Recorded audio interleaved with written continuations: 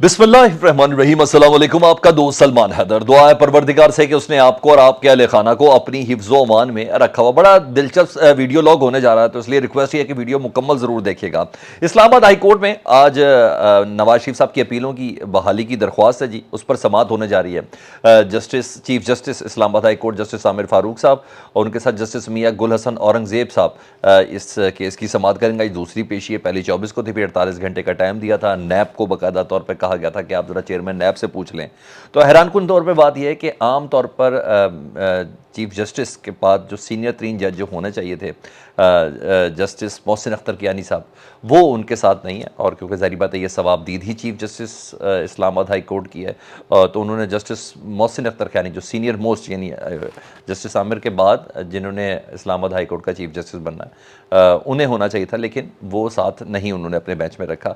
और वजह भी बताई जा रही है कि सीनियर 3 जज थे, मगर जस्टिस आमिर फारूक साहब सर्टन को ग्रज रखते हैं उनके साथ, उनको पसंद नहीं करते। और वजह एक तनाज़ा खड़ा हुआ था टेरियान वाइट केस के ऊपर ना, उसमें अक्सरती फैसला दिया था जस्टिस मोहसिन अख्तर कियानी साहब ने, और जिस पे जस्टिस आमिर फारूक साहब खुश नहीं थे।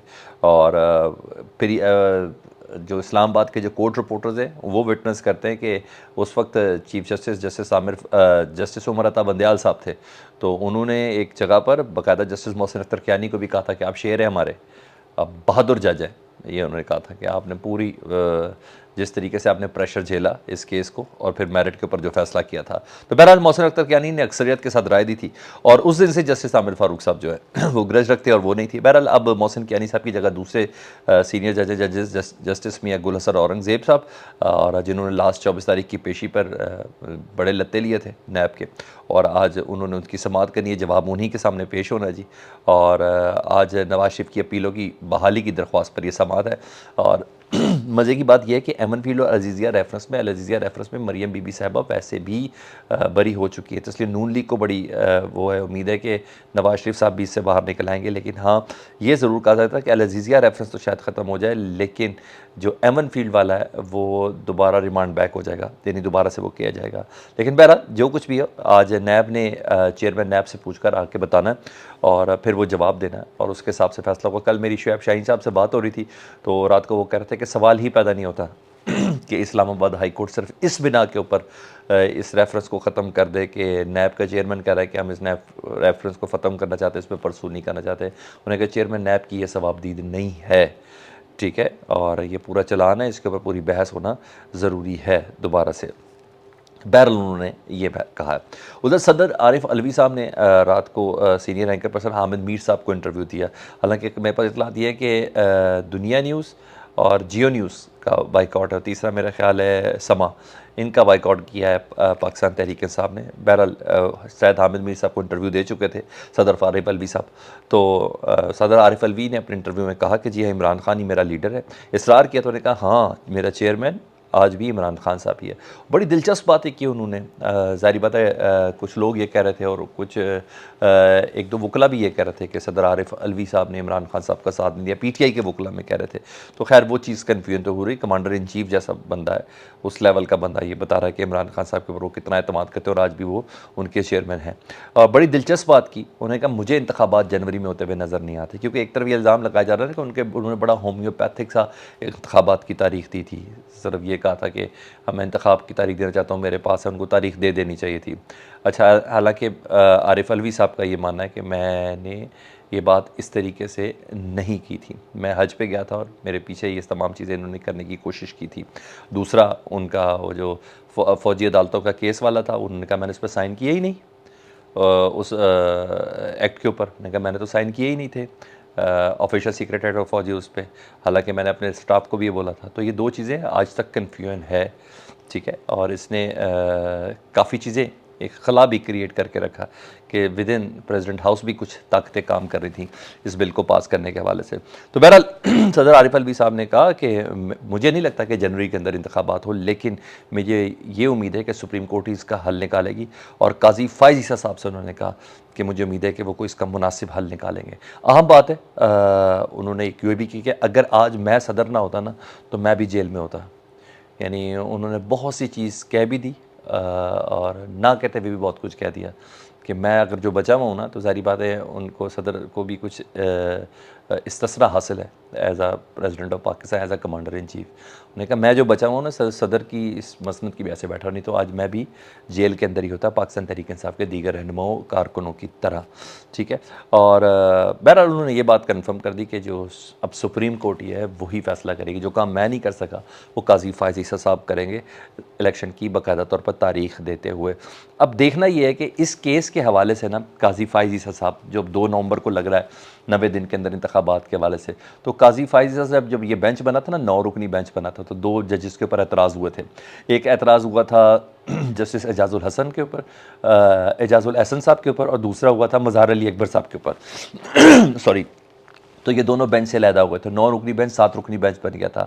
اور پھر اس کے ڈیورنگ پروسیس دوسری ہیئرنگ کے اندر جسٹس منصور علی شاہ صاحب اور جسٹس اطہر من اللہ وہ بھی ہو گئے تھے. تو پھر 5 رکنی بینچ نے یہ اس پہ فیصلہ دیا تھا 90 روز میں انتخابات کے حوالے سے. اور پھر کہا گیا تھا کہ نہیں آپ کو پتہ نون لیگ نے پوری پارلیمنٹ سر پہ اٹھا دی تھی کہ یہ تو 3 کے مقابلے میں 5 ججز کا فیصلہ ہے. لائک اس طرح کی چیزیں لے کے وہ چل رہے تھے، لیکن ایسا نہیں تھا. بہرحال اس وقت قاضی فائز عیسیٰ صاحب باقاعدہ ایک دوسرے گروپ میں بنے ہوئے تھے. یہ وہی وقت تھا جس وقت قاضی فائز عیسیٰ صاحب پارلیمنٹ میں نون لیگ کے ساتھ پاکستان کے آئین کی سالگرہ منا رہے تھے. تو اب دیکھتے ہیں قاضی فائز عیسیٰ صاحب 2 نومبر کو اس سلسلے میں کیا فیصلہ دیتے ہیں. کوئی کنٹروورشل معاملہ چلتا ہے کہ نہیں چلتا، کہ وہ اس وقت تو یہ معاملہ کنٹروورشل تھا. قاضی فائز عیسیٰ صاحب بلیم گیم کرتے ہیں، یعنی اس فیصلے کے اوپر تنقید کرتے ہیں فیصلے کے اندر، یا اس کا کوئی حل نکالتے ہیں.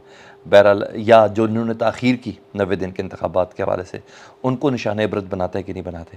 یہ بہرحال قاضی فائز عیسیٰ صاحب کا امتحان ہے. کوئی کارروائی ہوگی یا نہیں ہوگی تو قاضی فائز عیسیٰ صاحب کے فیصلے سے اندازہ ہوگا.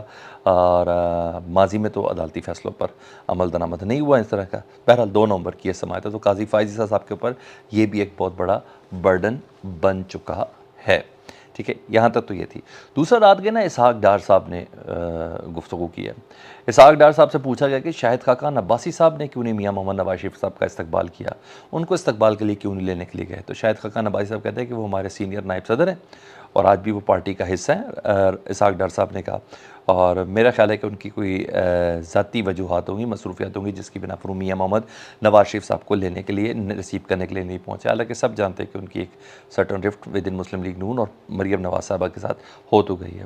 اور ساتھ ساتھ انہوں نے ایک بار پھر انشور کیا اسحاق ڈار صاحب نے کہ نواز شریف صاحب نے انتقام کی سیاست نہیں کریں گے. وہ وزیر اعظم بھی بنے تو ان کی مفاہمتی سیاست ہی ہوگی.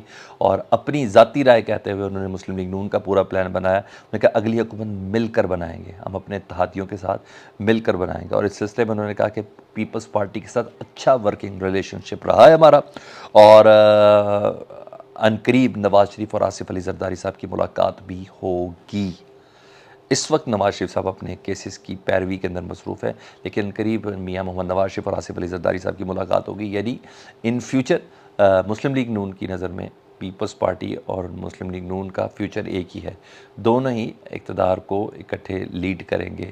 لیڈ تو میاں محمد نواز شریف صاحب ہی کریں گے یا مسلم لیگ نون کرے گی، لیکن وہ ایک یہ پلان رکھتے ہیں کہ کسی قسم کی کوئی رفٹ کریٹ نہ ہو، کوئی پھڈا کریٹ نہ ہو، وہ بلیم گیم نہ دوبارہ شروع ہو جائے. کیونکہ اتنا کچھ ہے میاں محمد نواز شریف صاحب کی واپسی کے بعد کہ جس پہ بہت سی چیزوں کا بلیم کیا جا سکتا ہے. الٹا اسٹیبلشمنٹ کو اس حوالے سے فکر لگ گئی ہے کہ ہم احتیاط کرتے ہوئے بھی اتنی بے احتیاطی کر رہے ہیں.